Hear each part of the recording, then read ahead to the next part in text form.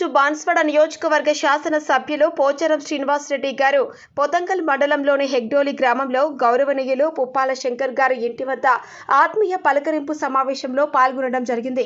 కార్యక్రమంలో మండల పార్టీ అనుబంధ సంస్థల అధ్యక్షులు మరియు పాలకవర్గం, గ్రామ అధ్యక్షులు మరియు పాలకవర్గం, యూత్ కాంగ్రెస్ మండల అధ్యక్షులు, ఎన్ఎస్యుఐ నాయకులు, మండలంలోని అన్ని గ్రామాల అధ్యక్షులు, ఉపాధ్యక్షులు, కార్యదర్శులు, కార్యకర్తలు పాల్గొని ఈ సమావేశాన్ని విజయవంతం చేయడం జరిగింది.